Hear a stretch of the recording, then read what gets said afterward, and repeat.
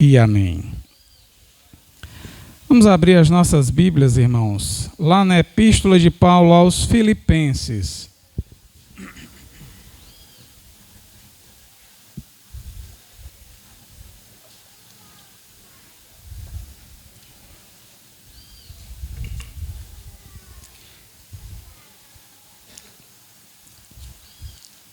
Epístola de Paulo aos Filipenses, capítulo de número 4.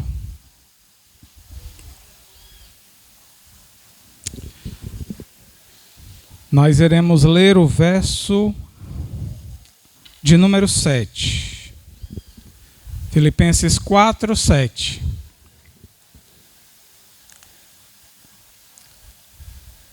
Amém? Vamos orar, vamos ler, né, o que está escrito.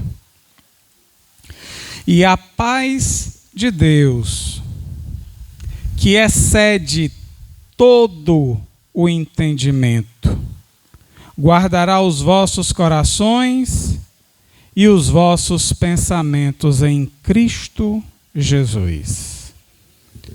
Os irmãos podem sentar.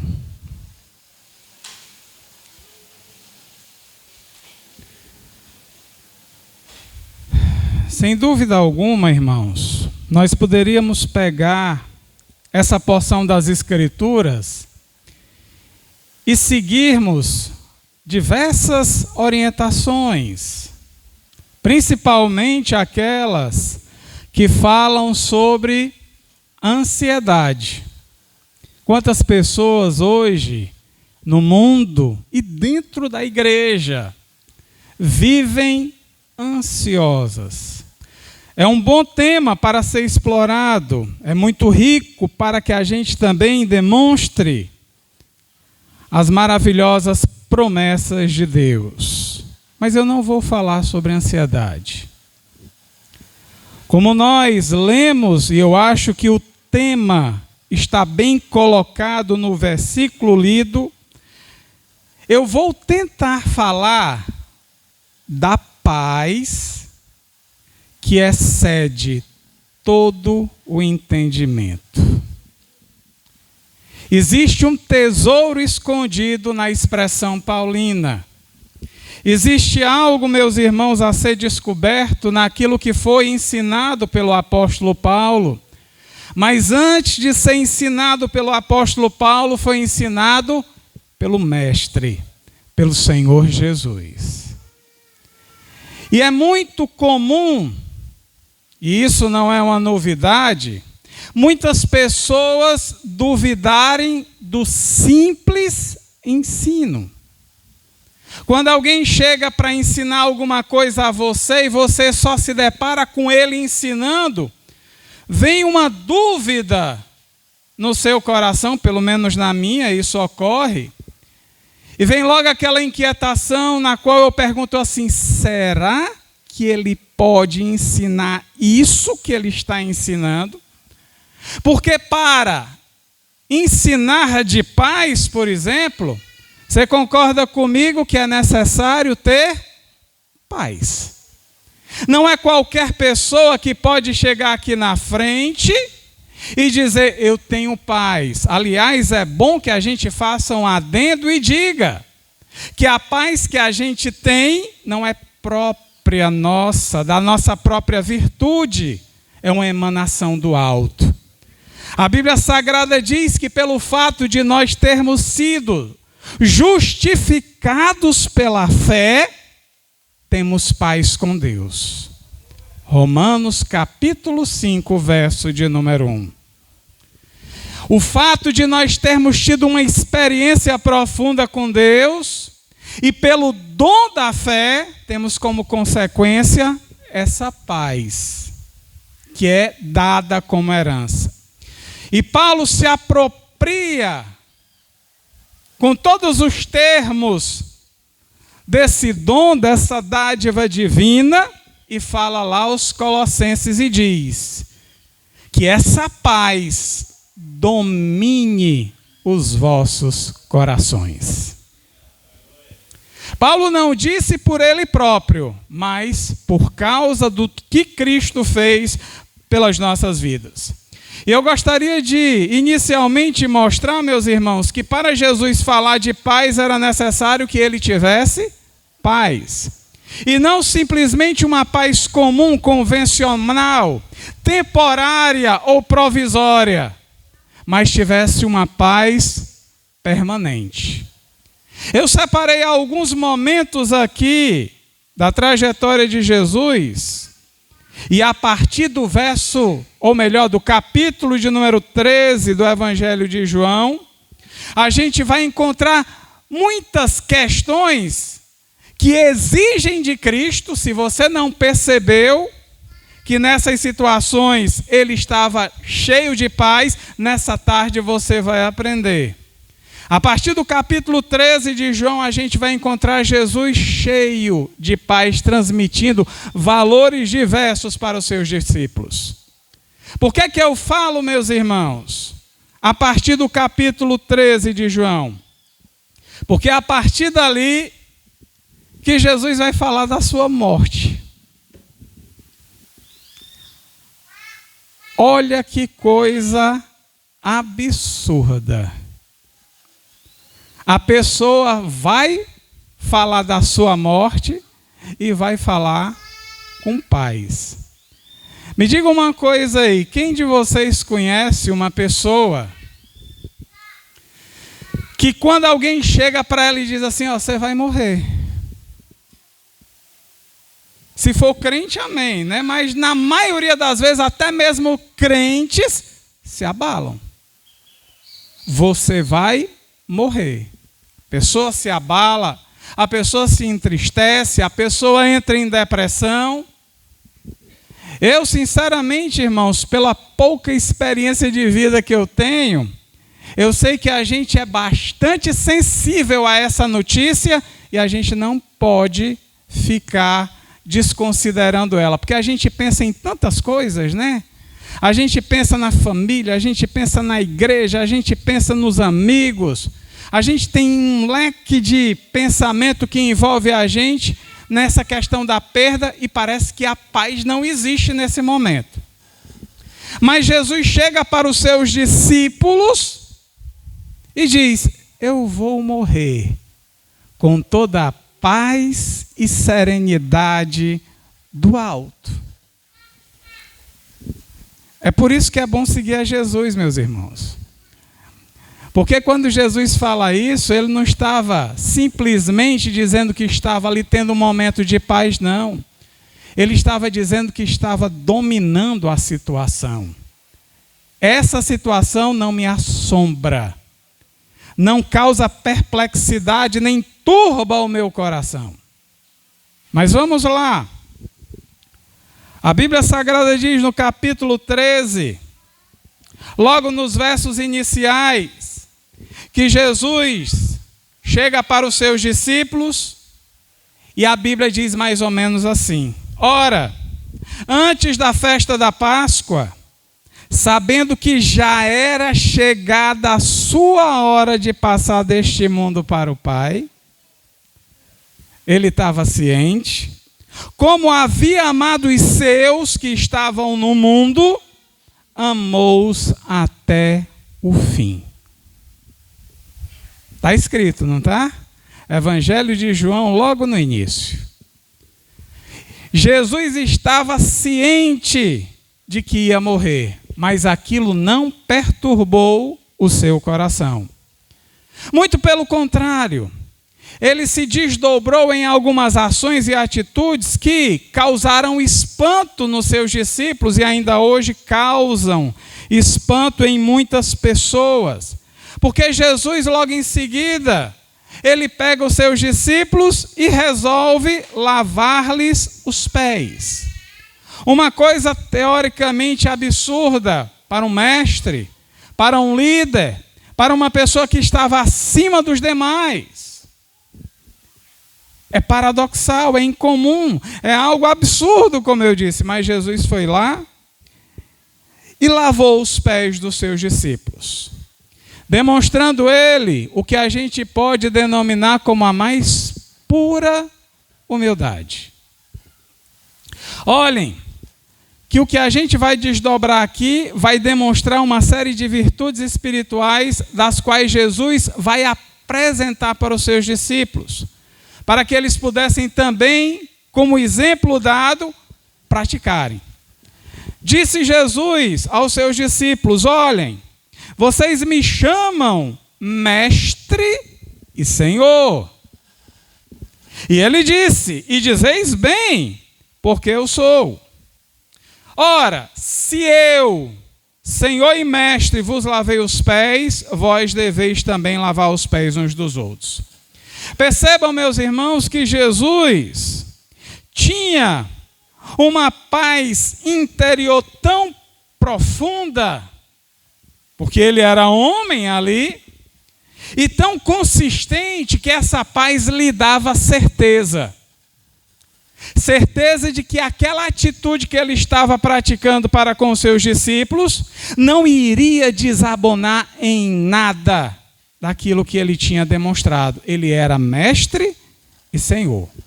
Não é pelo fato dele se humilhar perante os seus discípulos que ele iria perder toda aqueles atributos que lhe foram dados ao longo de sua trajetória.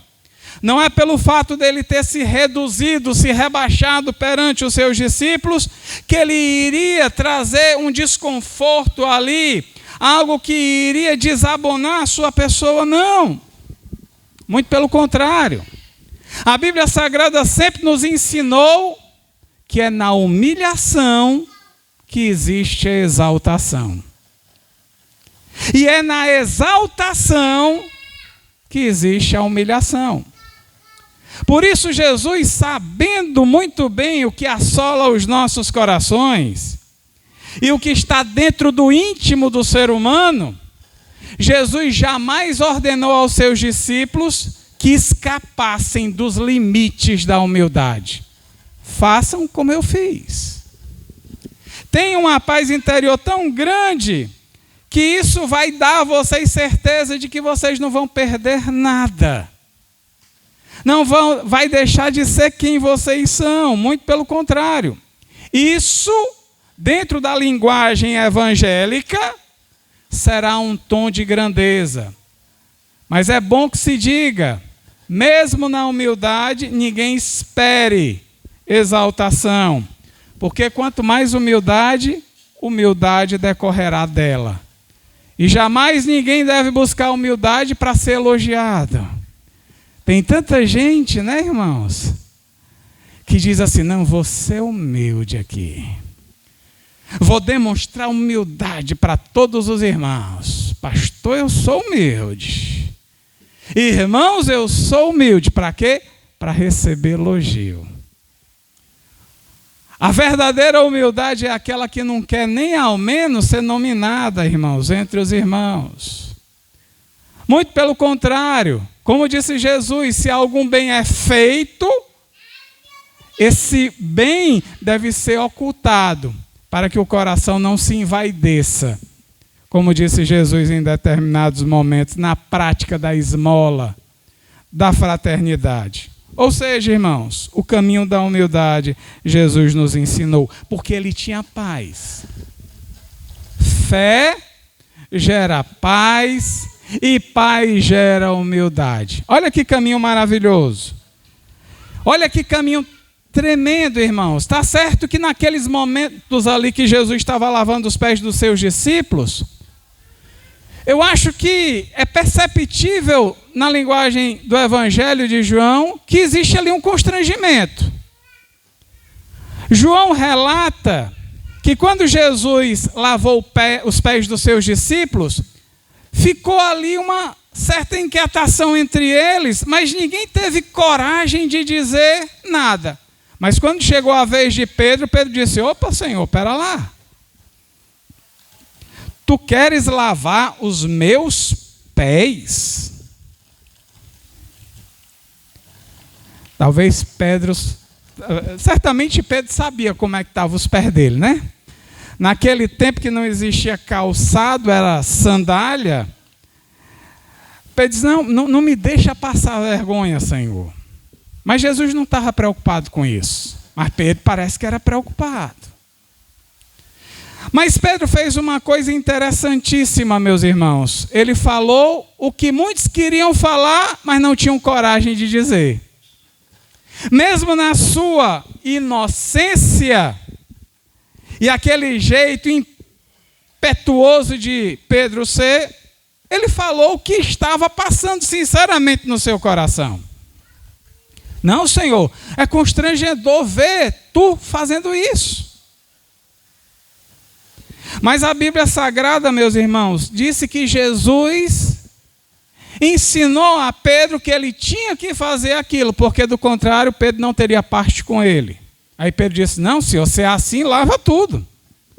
Não só os pés não, é tudo.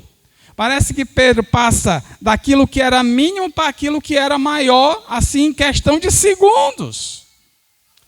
Porque imaginava ele e observava as coisas que Jesus pregava, não sob uma ótica espiritual, mas parece a partir de uma ótica física e material, de reputação, de moral. E não era isso que Jesus estava falando. Jesus estava falando, meus irmãos, de espiritualidade, de ações interiores. Porque vejam só, eu acredito que quando Jesus fez aquilo ali com os seus discípulos, ou tomou aquela atitude, eu creio, irmãos, que foi constrangedor para os discípulos. Eu acho que até mesmo nós, imagine você aí, se Jesus chega para nós e diz assim, tire aí os seus sapatos, a sua chinela, que eu vou lavar os pés seus. É ou não é constrangedor, irmãos? É Deus que desceu da glória e está lavando os pés da gente. Isso gera um constrangimento. Porque entende a grandeza do Senhor e diz assim, não, é algo que Ele está fazendo por nós. E aliás, eu digo uma coisa interessantíssima para vocês. Jesus queria fazer isso com todos nós. Será que Ele faria isso com todos nós? Eu acredito que sim, mas não daria conta de todo mundo. Mas os discípulos foram usados, irmãos, como referenciais da virtude da humildade, mas também como representantes de todos nós. Quando eu olho para os discípulos recebendo aquela ação do Senhor, eu olho para todos nós ali naquela cena. Os discípulos representavam a igreja, todo mundo, de certa forma, recebeu o lavar de pés do Senhor. Pastor, é para a gente lavar os pés uns dos outros? Hoje não, não é isso. Sei que tem igrejas que praticam a ação de lavar, mas muito mais do que lavar os pés dos irmãos, tenha humildade no trato um com o outro. Seja servo um do outro. Era essa a mensagem maior de Jesus. Era isso que ele estava querendo mostrar, porque se o próprio Senhor e Mestre fez isso, a gente precisa fazer uns com os outros. Mas só faz se tiver paz no coração e serenidade. Porque imagine só, irmão, você pegar um inimigo seu, não precisa ser o lavar de pés, não, e fazer um bem para com ele, só tendo muita paz no coração, para poder agraciar, abençoá-lo com essa atitude. Porque eu já ouvi reclamações de pessoas e irmãos dizendo o seguinte: se eu pudesse, pastor, eu pegava nas bitacas dele e arrasava com ele. Não é não? Quando um sujeito faz uma coisa assim, traquinosa com a gente, qual é a primeira intenção que você tem? A cabra. Você não sente não vontade? Olha a carne aí se manifestando. Irmãs, as irmãs que gostam de defender o marido, quando alguém dá uma chulipa nele, como é que você se sente? Você ama o seu marido. Aí quando você vê alguém praticando uma coisa contra o seu marido, a irmã vira uma fera, não vira não? Trate o inimigo com humildade. Pastor, mas ele fez. Não sou eu que estou dizendo, irmãos, é Jesus que está ensinando. Mas para a gente fazer isso, precisa ter paz no coração. Eu vou fazer isso, Jesus vai tomar conta da minha causa. Tomar conta da sua causa, irmãos, não é simplesmente resolver os seus problemas e tribulações, não. Diz respeito a relações também. Jesus toma de conta das nossas causas relacionais também. Ele quebra barreiras, ele desfaz inimizade, ele faz com que o ódio dê lugar para o amor, ele faz com que tudo que não presta seja tirado do coração para ser recebido toda dádiva e dom perfeito do alto. Se a gente tiver paz e esperar no Senhor, Ele vai dar todas essas coisas. Mas para isso, irmãos, é importante a gente observar cada detalhe daquilo que nos ensinou o Senhor ao longo disso que nós estamos passando. Foi nessa mesma trajetória que Jesus chegou e disse: eu vos dou um novo mandamento. Tem gente que diz que Jesus não é Deus, né, irmãos? Aí eu pergunto, quem é que dá mandamento aos homens? Não precisa fazer uma interpretação de textos variados. Jesus, irmãos, disse assim: eu dou um novo mandamento. Em determinados momentos Jesus chegou e disse: eu perdoo vocês dos vossos pecados. Os fariseus diziam: quem pode perdoar pecados senão Deus? Eles estavam indignados, mas eles falaram a coisa certa: só Deus pode perdoar pecados. E como Jesus era Deus, ele podia. E como Jesus é Deus, irmãos, ele pôde estabelecer um novo mandamento. Ou melhor, aprofundar o velho mandamento.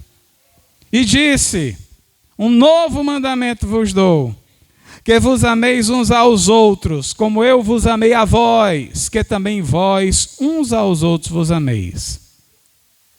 Irmãos, esse texto é profundo.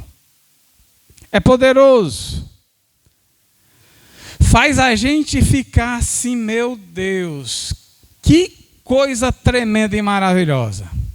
Amar o outro como tu amaste a igreja. Acho que na última vez que eu preguei na piedade eu falei sobre esse amor para com o próximo, né? O amor altruísta. De ser capaz até mesmo de entregar a vida por causa do outro. Porque isso foi o que Jesus fez. Entregou a própria vida por amor dos seus. E ele deu provas concretas de que amava os seus discípulos. Tanto é que ele morreu. Morreu, mas a morte não foi capaz de resistir-lhe, ao passo que ele ressuscitou ao terceiro dia. A ressurreição, meus irmãos, é prova do amor genuíno e verdadeiro de Deus. Ele morreu, mas ele ressuscitou. Ele não morreu e ficou dentro do sepulcro. Ele morreu e saiu do sepulcro. Diz-nos a Bíblia também, olha só, irmãos, isso daqui foi o trajeto de Jesus a partir do capítulo 13 de João. Ele chegou para os seus discípulos e prometeu o Consolador. E disse: vem outro aí que vai me substituir. Vai vir o Paráclito, o outro Consolador. Um que é comigo, que tem as mesmas intenções, mas é outra pessoa. Meus irmãos, geralmente, isso acontece muito em trabalho. Quando você vai substituir um chefe por outro, primeiramente o chefe que está sendo substituído não gosta. Não é não? Ele diz: rapaz, ou o sujeito foi demitido, ou foi transferido, ou aconteceu alguma coisa que fez com que ele perdesse aquele cargo ali. Mas uma coisa é certa, ele não gosta. Ele queria passar adiante. Quando isso não acontece, subir ainda mais. Quando ele é substituído por outro, ele fica logo chateado. Ele fica falando mal daquele que vai substituir. Ele fica dizendo, eu fiz isso, esse daí não vai fazer. Mas Jesus chega e diz, o Espírito Santo de Deus, o Consolador, ele vos guiará em toda a verdade. Porque ele falará do que é meu. Ele vai passar para vocês o que eu não pude passar até então. Ele vos guiará a toda a verdade. Essa transmissão de Jesus, meus irmãos, com paz, demonstra que ele não quebrou o vínculo que tinha com o Espírito Santo da unidade da obra que eles tinham para realizar. Porque nós sabemos que o Pai, o Filho e o Espírito Santo planejaram e organizaram todo o trajeto de redenção da humanidade, da salvação dos que estão na igreja e daqueles que poderiam ser salvos, mas rejeitaram a salvação. Eles três planejaram e estão juntos na realização dessa obra. E não há neles uma só intenção que queira desabonar um ao outro. Muito pelo contrário, eles trabalham dentro do mesmo fim. Por isso, irmãos, falar do trabalho evangelístico, ministerial ou circunstancial de outro irmão dentro da igreja é bastante problemático. Pastor, não estou gostando daquele irmão, daquela irmã trabalhar desse jeito. Por que não reclama lá para ela, conversa com ela tranquilamente? É algo a se considerar o diálogo individual entre os irmãos. Não é que eu queira me eximir de problemas não, irmãos. A gente tem vários problemas para resolver, né? É muito problema. É muito. E é por isso que a Bíblia Sagrada diz que a gente, quando tiver problema com o outro, vá lá e converse com o outro. Não chegue para o pastor e diga não. Porque hoje tem os enredeiros, né? Pastor, ele fez isso comigo. Meio que querendo criar um partidarismo dentro da igreja. O que é que o pastor faz para mediar a situação? Chama os dois. E diz, vamos resolver o problema, irmãos, porque só a obra de Deus é que está sofrendo e sendo prejudicada com isso. Não entenderam que quem está colocando problema no coração de vocês é ninguém mais, ninguém menos do que o próprio inimigo das nossas almas. Não se queiram bem um ao outro. E vamos seguindo a obra de Deus. Vejam, irmãos, a unidade dentro da divindade. A Trindade é o exemplo da unidade do propósito. Meus irmãos, se a igreja precisa ser unida, tanto na questão doutrinária, como também na questão fraternal, ela só é porque ela encontra no Pai, no Filho e no Espírito Santo essa explicitação da unidade. Como Paulo fala lá em Efésios, no capítulo 4. Ou seja, irmãos, Jesus vai cumprindo bem direitinho até chegar ao momento final. E lá na cruz, ele diz, a minha missão está cumprida. Pastor, isso tem na minha Bíblia? Não. Em termos gerais, foi o que ele quis dizer. Está consumado. Ou seja, a minha missão está cumprida. E ele cumpriu com toda a paz. Sem ficar inquietado ou incomodado com qualquer coisa. Ele foi até o fim. Mas pastor, tem gente que diz que ele quis fugir do propósito. Ele diz, Pai, afasta de mim esse cálice. Como tem gente, irmãos, que interpreta mal as Escrituras. Citando textos como esse para afastar as pessoas da boa interpretação das Escrituras. Porque quando Jesus, meus irmãos, fez o que fez, ele demonstrou mais do que qualquer outra coisa qual era o fim da sua vinda aqui na terra. Morrer na cruz. Se chega no momento derradeiro da sua morte, ele falou o que falou, a gente não pode pegar aquele termo isolado, aquela circunstância isolada, e achar que Jesus estava querendo fugir do propósito que ele já tinha determinado desde o começo. Foi para isso que ele nasceu, ele sabia disso. Ele não ia arredar o pé. Mas como nós costumamos dizer, desde aquele momento a carga de pecados de toda a humanidade já estava começando a assolá-lo. E ele ficou tão, digamos, coagido por causa daquela situação, que ele pediu um alívio. Ele não pediu para fugir, ele pediu um alívio. Senhor, passa de mim este caso, alivia aí um pouco o meu fardo, para que eu possa chegar na cruz, e na cruz morrer, para que na cruz morrendo meu sangue seja derramado. Porque aonde há perdão de pecados, há derramamento de sangue, como está posto nas Escrituras. Ele cumpriu a sua obra com paz até o final. Ou seja, sem incertezas, com plena convicção. Agora, como eu disse, tem muita gente, irmãos, que quer desabonar a obra do Senhor e ridicularizar os seus feitos. E tem gente que pega essa onda e, como disse por aí afora, surfa, né? Nesse negócio. Pega e vai embora.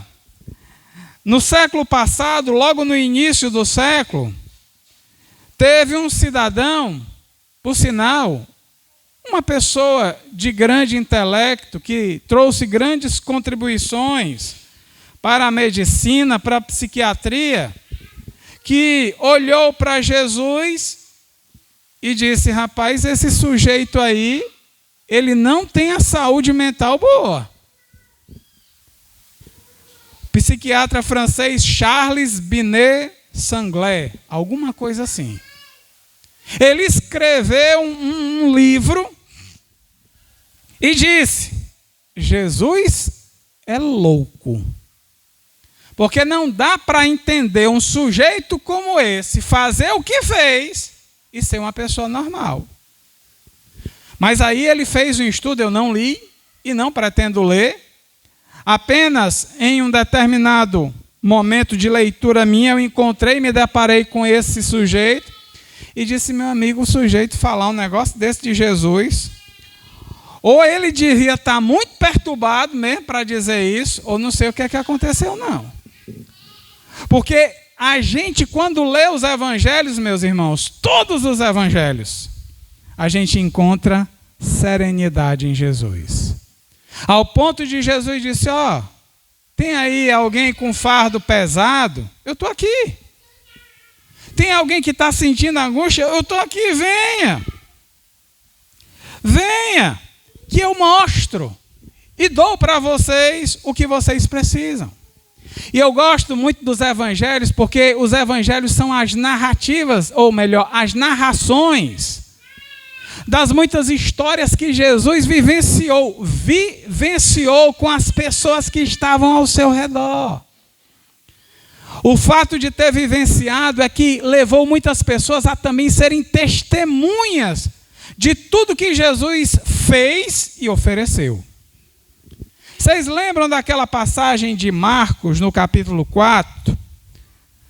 Quando Jesus acalmou uma tempestade. Parece que não tem nada a ver com aquilo que a gente está falando, mas tem tudo a ver. A Bíblia Sagrada diz que Jesus estava pregando em um lado e tinha que passar para o outro lado do mar. E Jesus entrou com os seus discípulos no barquinho. E lá, pela madrugada, veio uma corrente de vento muito forte, que fez com que as ondas subissem muito alto e deixasse os marinheiros ou os navegadores em pânico. E a Bíblia Sagrada diz que não só tinha o barco de Jesus com seus discípulos. Existiam outros barquinhos ao redor dele.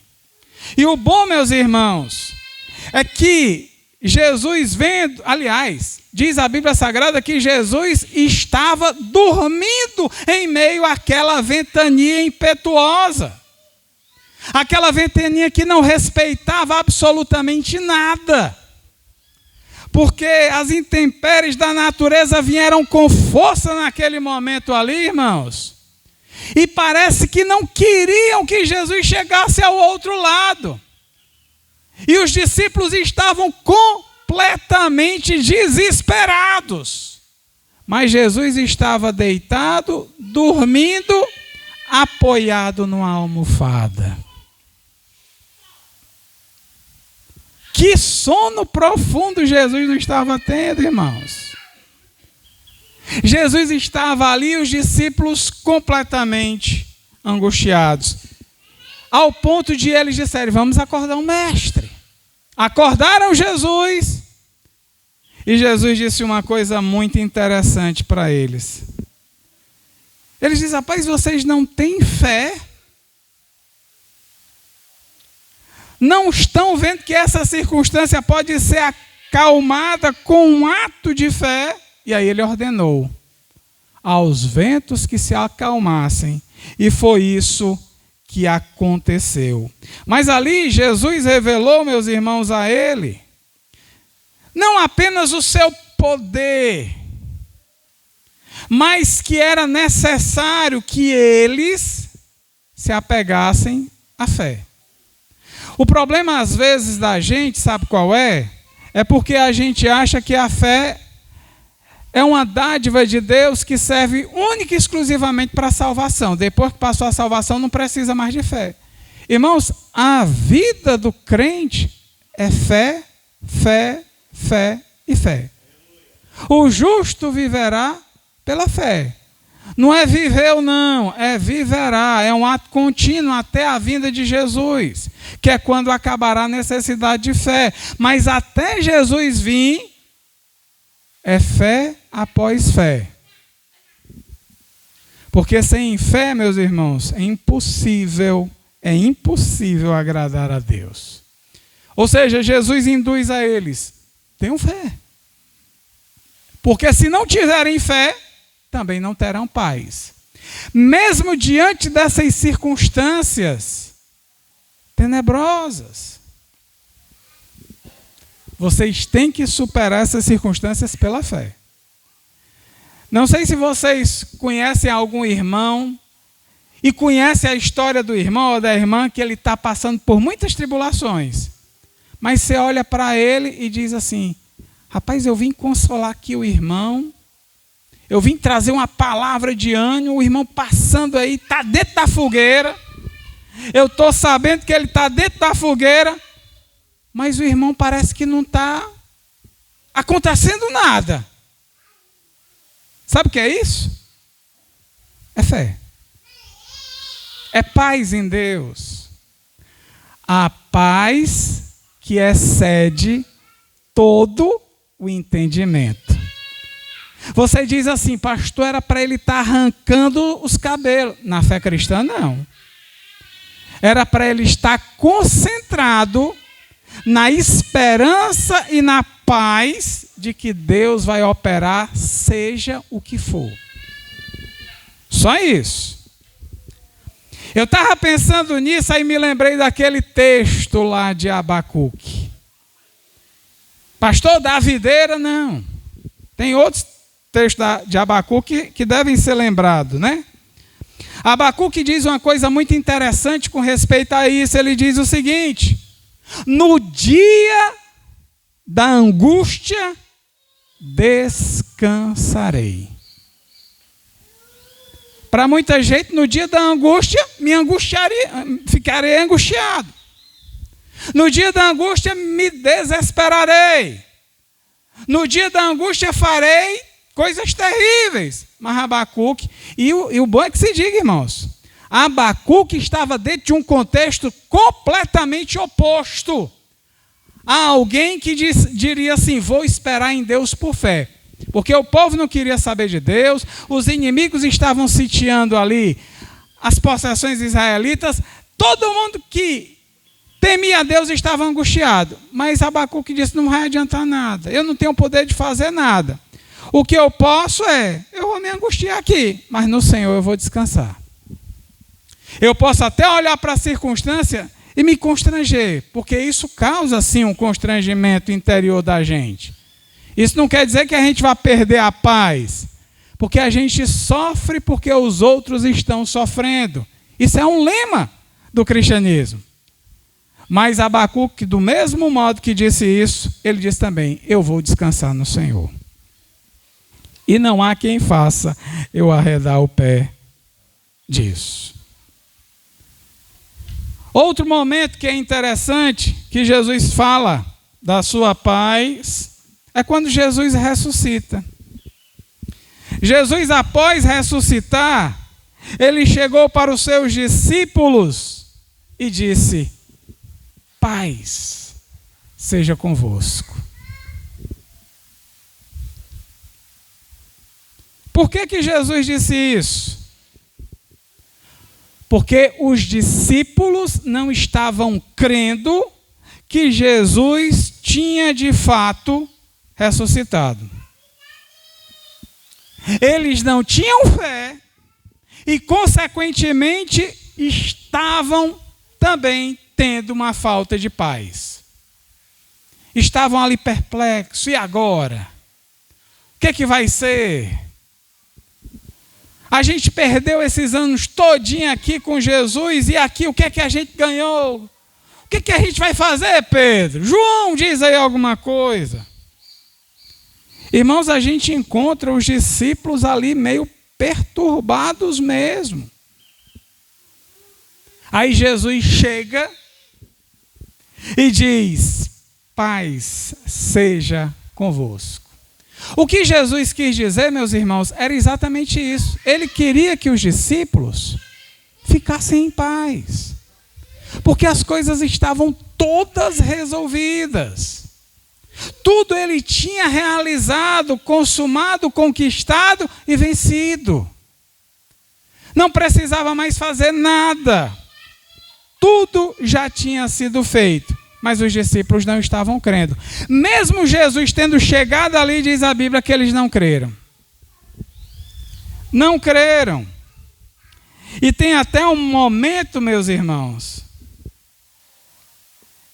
que a gente fica assim meio baratinado com a percepção dos discípulos. Querem ver? Vamos abrir lá em Lucas, capítulo de número 24.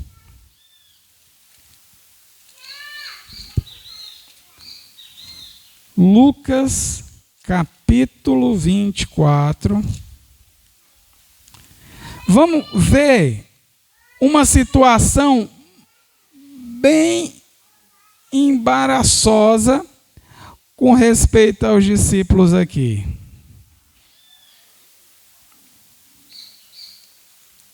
Eu vou ler aqui desde o verso 36 para chegar onde eu quero. Lucas 24, 36. E falando eles destas coisas, o mesmo Jesus se apresentou no meio deles e disse-lhes: paz seja convosco. E eles, espantados e atemorizados, pensavam que viam algum espírito. E ele lhes disse: por que estáis perturbados? E por que sobem tais pensamentos aos vossos corações? Vede as minhas mãos e os meus pés, que sou eu mesmo.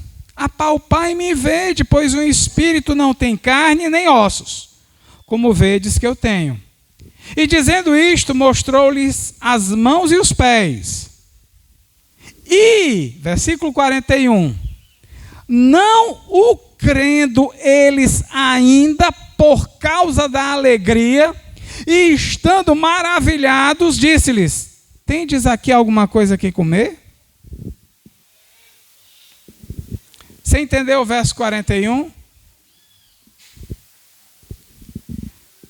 E não o crendo eles ainda, por causa da alegria, e estando maravilhados. Irmão, me diga uma coisa aí. Jesus ressuscitou, e para o bom discípulo vê-lo ressuscitado, isso causaria ou não alegria? Imensa. Porque o drama que a gente vê os discípulos vivenciando entre a crucificação e a ressurreição é grande.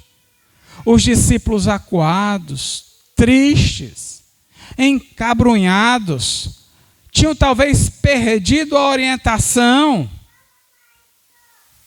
Se eles vissem Jesus ressuscitado, certamente que eles ficariam movidos de alegria e ficariam maravilhados, porque o Mestre ressuscitou.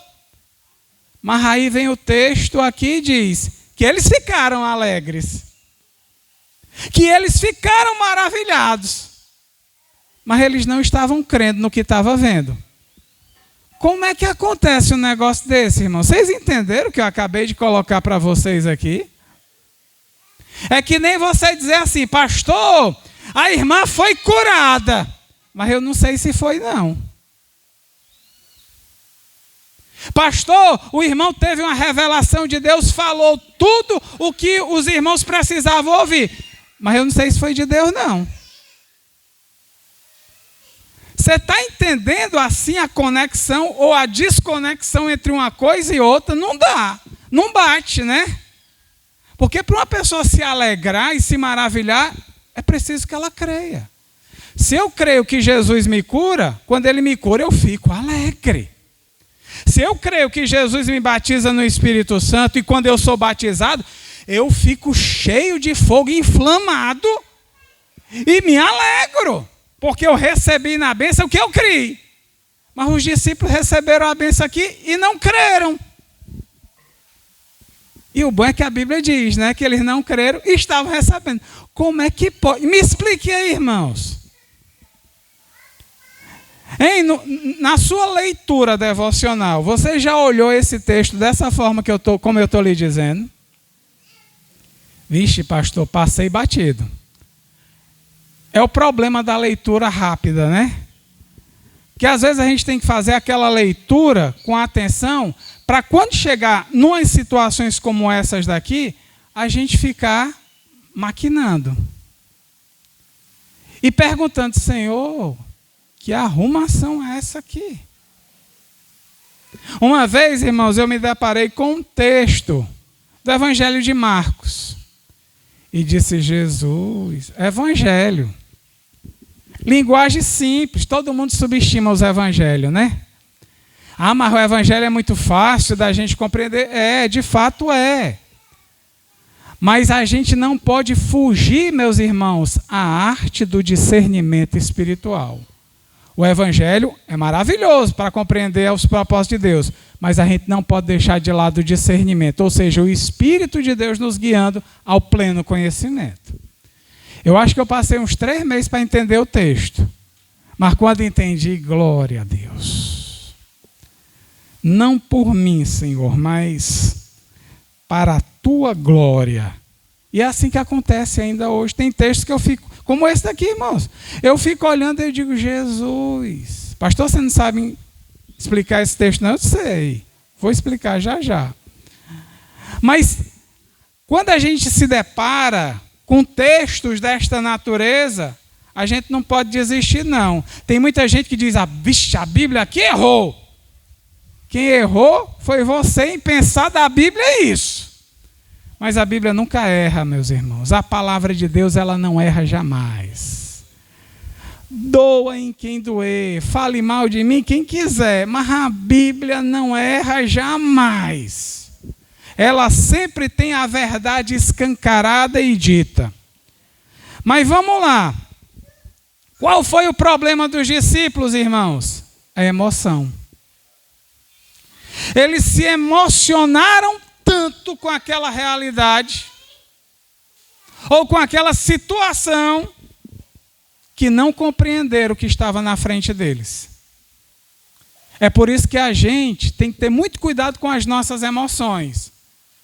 Para que a gente esteja bem orientado, meus irmãos, dentro dos padrões das Escrituras. Pode sentir emoção? Pode. Não está errado, não. Mas dentro das Escrituras. Dentro do que ela ensina. Eu não vou sentir o que ela não me ensina a sentir. Irmãos, há muito tempo, eu era novo convertido. Os irmãos foram para uma vigília e eu não fui. E no outro dia ficaram dizendo o que aconteceu na vigília. Eu, novo convertido, quando ouvi o que eles tinham me dito, eu disse, eu ir para a vigília? Jamais. Sabe por quê? Porque um irmão dentro da vigília chegou e disse assim, eu estou sentindo mais a presença do diabo do que a presença de Deus. Você queria ir para uma vigília dessa? Hein? Hein, pastor Edmilson? Ia não? Eu novo convertido, irmão. Eu disse, estou fora. Se é para sentir a presença de Deus, eu estou lá. Mas para sentir a presença do diabo, eu quero a distância. Ou seja, a gente tem, meus irmãos, que ter concentrado a emoção dentro daquilo que nos ensina a palavra de Deus, para compreender a verdade divina corretamente. Sabe o que é que eu imaginei aqui, essa cena dos discípulos? Não sei se vocês assistiram ao filme ou se leram o livro do Senhor dos Anéis. Existe um personagem nesse conto chamado Gandalf. O Gandalf, em um determinado momento, luta com o demônio das trevas, chamado Balrog, e cai num abismo. E os seus companheiros de jornada dão Gandalf como morto. Como morto. E seguem a caminhada tristes, chorando, angustiados pela perda que tiveram.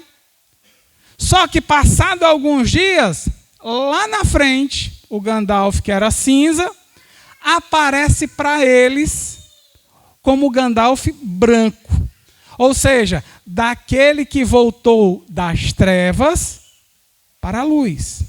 Uma ilustração dentro daquilo que a gente vê a ressurreição do Senhor.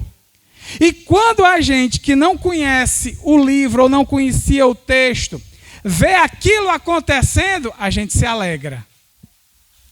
A gente se anima. Mas a nossa alegria, ela é uma alegria precária, porque a gente se alegrou por força de uma obra de ficção. Parece que os discípulos vivenciaram essa experiência aqui. Eles se alegraram, mas era como se estivesse passando um filme que não fosse verdade ali.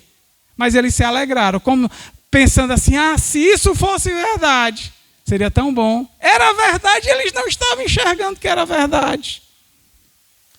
Não acontece não com você de vez em quando. Deus abriu a porta, está na sua cara, está tudo pronto e você não está enxergando que aquilo, Deus já abriu a porta. E você fica dificultando. Foi os discípulos, como eles experienciaram aquele momento ali. Ou seja, irmãos, Jesus transmitiu para eles uma paz que é uma paz inabalável. É claro que depois disso eles aprenderam, né? Tanto é que falaram disso, tá? Por que Jesus falou nesses termos, irmãos? Isaías já falou disso. Isaías disse que Jesus seria quem? O príncipe da paz. Ou seja, irmãos, ele reconciliou com Deus todos os homens que quiseram arrepender-se dos seus pecados. Jesus removeu o pecado, a barreira, e permitiu paz entre os homens. É por isso que a gente leu lá Romanos 5 inicialmente, né? Por causa da fé em Cristo temos paz com Deus. E essa paz com Deus, meus irmãos, traz um alívio para a nossa consciência. Porque a nossa consciência, quando a gente se depara com a pregação do Evangelho, ela tem contra nós aquele peso de culpa. Enquanto a gente não aceita Jesus, a voz do Evangelho está ecoando e dizendo: você é culpado, você é condenado, você está debaixo das trevas. E aquilo angustia. Mas a partir do momento que você se arrepende dos seus pecados, a paz interior se instaura nos nossos corações. E eu posso dizer, oferece serenidade, descanso, paz, à mente, ao coração, independentemente das circunstâncias. É por isso que Jesus, lá no Evangelho de João também, ele chegou e disse: a minha paz aqui é diferenciada, é especial, é profunda, é resistente, é consistente, é tudo de bom que você pode imaginar. Por isso, deixo-vos a paz, a minha paz vos dou. Não vos la dou como o mundo a dá, não se turbe o vosso coração, nem se atemorize. Esse versículo, irmão, você prega para pecador, mas esse versículo Jesus estava falando para os discípulos. Esse versículo também é para nós, para que a gente se lembre que em Cristo Jesus nós temos a paz concreta e duradoura nas nossas vidas. Charles Spurgeon, o grande pregador, ele, em um dos seus sermões, ele falou algo maravilhoso sobre a paz em Cristo. Ele disse: o legado de Cristo, portanto, é uma paz dupla. Uma paz de amizade, de concordância, de amor, de união eterna entre os eleitos e Deus. É também uma paz de doce desfrute, de repouso tranquilo do entendimento e da consciência. Quando não há ventos acima, não haverá tempestades abaixo. Quando o céu está sereno, a terra está tranquila. A consciência reflete a complacência de Deus. Portanto, como diz Paulo, justificados pela fé, temos paz com Deus, por meio de Jesus Cristo nosso Senhor, por quem também recebemos a expiação. Eu destaco, irmãos, na fala de Spurgeon, é também uma paz de doce desfrute, de repouso tranquilo do entendimento e da consciência. Por isso, não diminua essa dádiva de paz, como se ela servisse apenas para acalmar o seu coração circunstancialmente, nas tribulações. Não é. Lembre-se que a paz de Deus excede todo o entendimento. Posso dizer até que supera a lógica das coisas, né? A ordem das coisas que a gente está acostumado. Porque é uma tranquilidade que persiste mesmo quando a razão humana diria que há motivo para desespero ou medo. Pastor, por que você está falando tudo isso? É exatamente porque a gente está aqui no retiro. E para você desfrutar de tudo o que Deus tem para dar para você durante esses dias, você tem que estar em paz com Ele.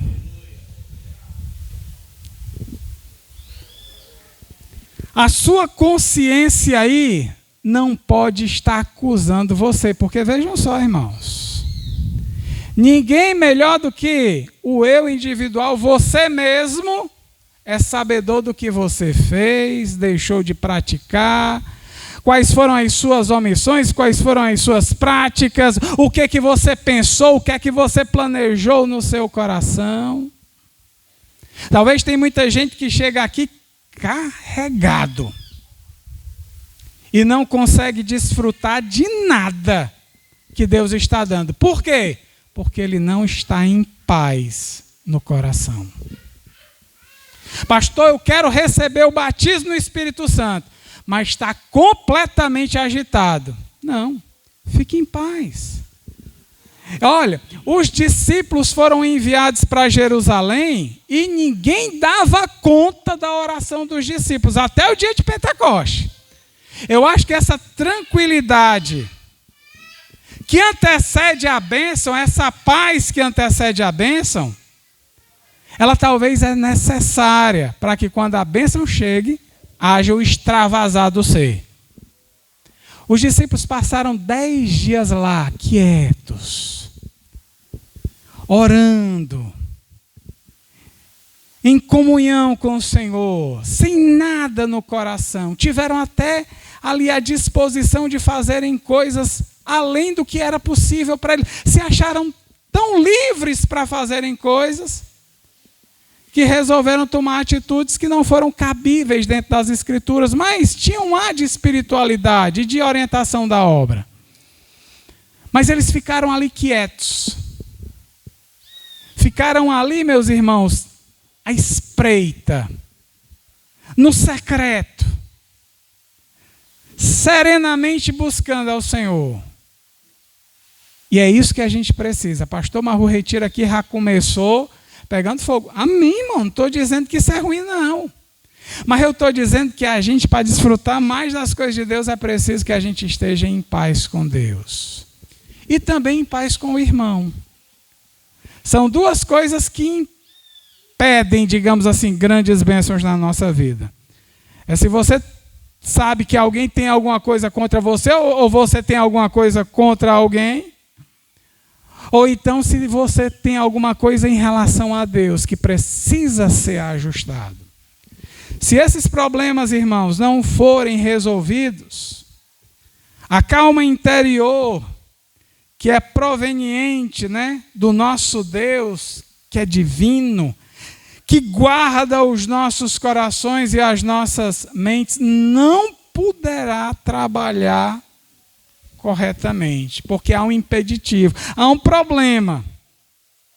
Eu disse para vocês que não depende de um problema externo, é muitas vezes de um problema interior, e é das nossas próprias vidas. Façamos como o salmista Davi, lá no capítulo de número 4 dos Salmos, no verso de número 8. A gente sabe que Davi teve uns percalços na vida, mas teve momentos que Davi soube usufruir muito bem da comunhão que tinha com o Senhor. E ele disse, olha, lá no Salmo 4, verso 8, em paz também me deitarei e dormirei. Porque só tu, Senhor, me fazes habitar em segurança. Ah, pastor, mas também quando eu estou em casa, eu oro ali, aí eu deito e durmo tranquilo. Eu poderia utilizar essa interpretação aqui para você. Mas eu vou interpretar esse texto aqui dentro de uma visão tertulianista. O que Tertuliano diria com respeito a essa expressão de Davi? Ele diria o seguinte, que pelo fato de Davi estar usufruindo de uma paz tão grande e profunda, ele se prostraria diante do Senhor e dormiria. Mas esse dormir de Davi não seria simplesmente um sono natural, mas um êxtase, pelo qual ele ascenderia à presença de Deus e se envolveria com ele a tal ponto de extrair o máximo possível para produzir o que Deus queria que ele produzisse. A gente está estudando Tertuliano, irmãos, e eu acho assim a mente de Tertuliano de uma genialidade e de uma fertilidade tão grande que eu digo assim, eu digo para os irmãos que estão comigo, o Herbert, o Ivanildo, o Lucas, a Samília, a Évila, eu digo, eu fico assim, estupefado, quando Tertuliano vai buscar um êxtase lá em Adão. Como é que é, pastor? Em Adão é. Tertuliano viu, como muitos escritores dos séculos iniciais da igreja, que quando Adão dormiu para gerar a Eva, ele entrou num êxtase. Um êxtase profundo, ou seja, uma experiência profunda com Deus. Não é experiência de batismo no Espírito Santo, de revelação. Não é bem isso não, irmãos. O êxtase é uma elevação à presença de Deus para que Deus pudesse fazer o que Deus bem entendesse. Se Adão entrou em êxtase, qual era o resultado desse êxtase? A mulher, Eva. E Adão se alegrou. Tanto é que ele profetizou, verdadeiramente és osso dos meus ossos e carne da minha carne. Isso era o que Tertuliano dizia. E assim a gente vê um ar de espiritualidade tão profundo que a gente pode extrair para a gente dizer assim, rapaz, Se os irmãos começarem a pensar na questão da espiritualidade nesses termos, pode ter certeza, irmãos, que a igreja vai deter uma potencialidade espiritual enorme. Potencialidade é o sentido de poder realizar grandes coisas. Basta a gente querer. Se você tiver paz no coração e quiser, Deus vai fazer grandes coisas nas nossas vidas. Deus vai fazer porque Ele quer fazer. Agora é preciso que a gente esteja com os corações bem preparados, bem tranquilizados. Não é porque aqui está um ambiente tranquilo, com paz. Não, não é isso não. Ele está falando de paz interior, irmãos.